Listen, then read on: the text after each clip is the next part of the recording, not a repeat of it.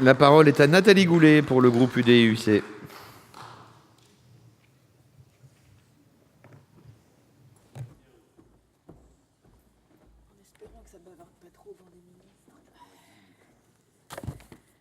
Combien ?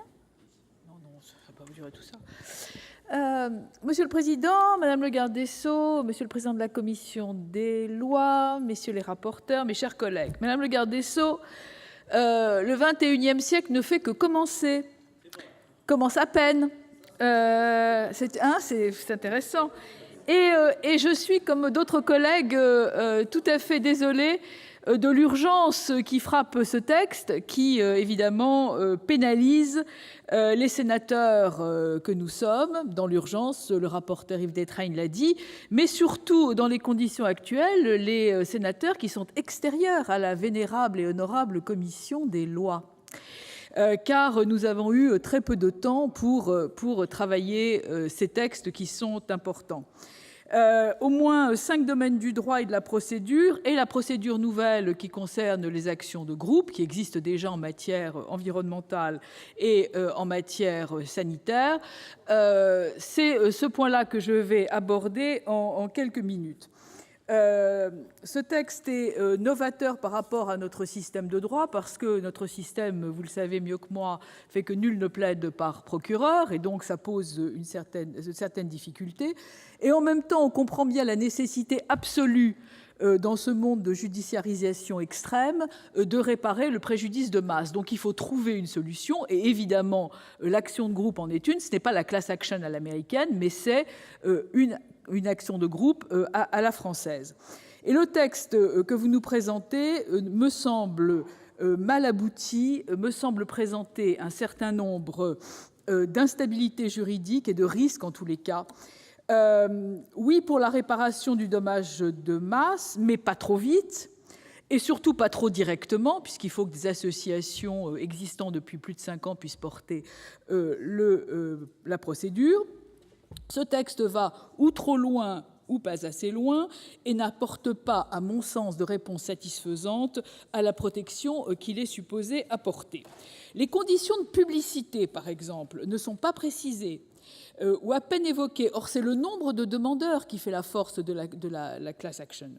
Le rôle des avocats et des conseils. Pourront-ils appliquer les dispositions de la loi Hamon sur le démarchage et se transformer en véritables chasseurs de primes, voire d'instigateurs de ces procédures? C'est quand même un problème, puisque ça fait partie des difficultés et aussi des dérives constatées outre-Atlantique pour cette procédure. Quid de la validité des pactes de Cotalitis en ce qui concerne les honoraires? Là non plus, rien ne figure au dossier. Rien ne figure non plus dans votre texte sur les conflits d'intérêts. La question des réparations est aussi elliptique. L'article 32 précise que le débiteur pourra à la fois intervenir soit en versant auprès de la Caisse des dépôts, soit auprès des avocats avec un compte CARPA. Vous comprenez bien que sur une procédure où il peut y avoir 100 ou 150 demandeurs, cet article 32 est tout à fait imprécis et je vous proposerai tout à l'heure un amendement qui vous proposera de pouvoir libérer le débiteur de l'obligation entre les mains du greffe, chacun des demandeurs pouvant ainsi se répartir la réparation. Vous offrez une voie individuelle aux demandeurs insatisfaits de l'action de groupe, soit, mais en même temps, l'article 35 du projet de loi prévoit que, évidemment, l'action de groupe entraîne une suspension de prescription, c'est tout à fait normal, mais ensuite, votre article 35 prévoit que l'action pourra reprendre pour un délai qui ne peut pas être inférieur à 6 mois, ce qui, en matière de prescription, me semble poser un problème de sécurité juridique en ce qui concerne le débiteur de l'obligation. Parce que, de deux choses l'une, soit il y a une suspension de prescription, et dans ces cas-là, elle reprend conformément à l'obligation à laquelle elle est attachée, c'est-à-dire pour le délai restant à courir, soit on innove et on fixe un délai de prescription qui soit un peu plus clair et un peu plus précis, de façon à ne pas mettre le débiteur de l'obligation dans une certaine instabilité juridique. Alors j'ai bien vu que l'article 2238 du Code civil prévoyait ce type de disposition, c'est-à-dire une prescription ne pouvant être inférieure à 6 mois, mais pour les transactions. Or là, on innove en matière d'action de groupe, et moi je considère qu'on pourrait très bien fixer un délai qui soit un peu plus précis, ne serait-ce que pour que le débiteur de l'obligation soit dans une situation un peu plus sécure en ce qui concerne les délais pendant lesquels il peut être attaqué, d'autant qu'on est, dans le cadre de cet article 35, en face de personnes qui ont déjà été parties à l'action de groupe. Je suis, Madame le garde des Sceaux, extrêmement favorable à l'action de groupe. J'ai été vice-présidente à la fois de la commission d'enquête sur le Mediator et à la fois sur le problème des prothèses mammaires PIP. Dans les deux cas, l'action de groupe était vraiment une des solutions pour les victimes, et on l'a déjà vu. Mais je suis tout à fait hostile à la méthode qui consiste à saucissonner par thématique.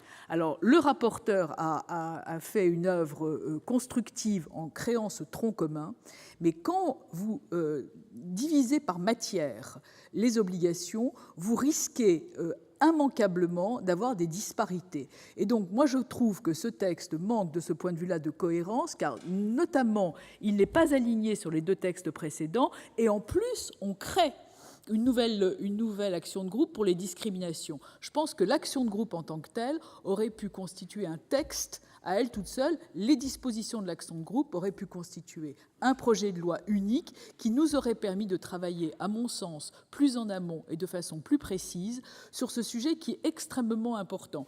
Vous avez le problème de l'action de groupe en matière financière, comme dans le dossier Vivendi, parce que le fait que l'action de groupe n'existe pas en France fait que des Français ont dû aller se rattacher à une action de groupe aux États-Unis. Ceci n'arrivera plus aujourd'hui. Donc, on a besoin de cette action de groupe, mais on a besoin d'une action de groupe qui soit construite, qui soit conforme à nos principes de droit et qui soit surtout protectrice, mais protectrice pas seulement des victimes, mais aussi des débiteurs d'obligations, qui sont les entreprises et les autres, parce qu'une action de groupe mal ficelée peut quand même porter un préjudice extrêmement important, notamment aux personnes morales contre lesquelles elle est dirigée.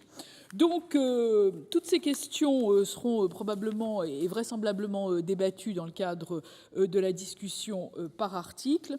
En tous les cas, moi, je vous proposerai un certain nombre d'amendements et en fonction de ces amendements, je voterai ou non le texte qui nous est soumis, car encore une fois, je considère qu'une disposition aussi importante que l'action de groupe ne peut pas être traitée en une seule lecture dans des conditions aussi rapides, notamment de rédaction et de précision. Je vous remercie.